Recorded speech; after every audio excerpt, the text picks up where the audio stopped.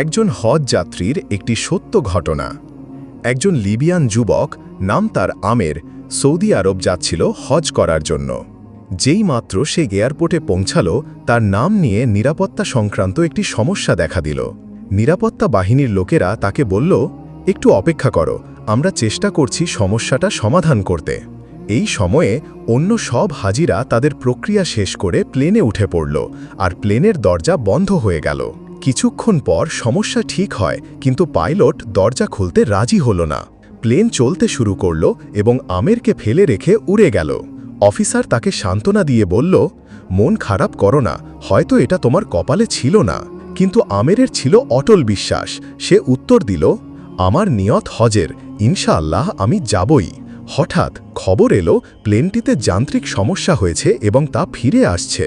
Plane ফিরে এলো, মেরামত করা হলো, কিন্তু তাও পাইলট আমেরের জন্য দরজা খুলতে রাজি হলো না। অফিসার আবার বলল, হয়তো তোমার ভাগ্যে নেই।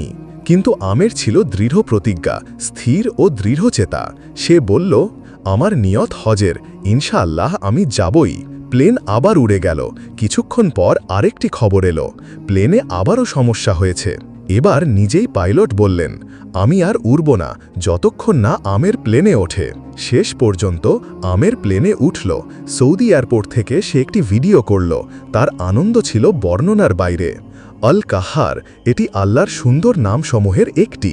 এর অর্থ, তিনি কারণগুলোকেও পরাস্ত করেন। আপনার জন্য সব নিয়ম ভেঙে দিতে পারেন কেবল আপনাকে সন্তুষ্ট করার জন্য। তাই কিভাবে, কখন, এসব নিয়ে বেশি চিন্তা করো না। যতক্ষণ তোমার বিশ্বাস থাকে যে আল্লাহ সব কিছুর ওপর ক্ষমতাবান, বিশ্বাস করো তিনি পরিস্থিতি উল্টে দেবেন, তোমার পথ সহজ করে দেবেন, এমনকি অসম্ভবকেও বাস্তবে রূপ দেবেন। শর্ত একটাই, নিয়ত হোক পবিত্র আর ঈমান হোক অটল।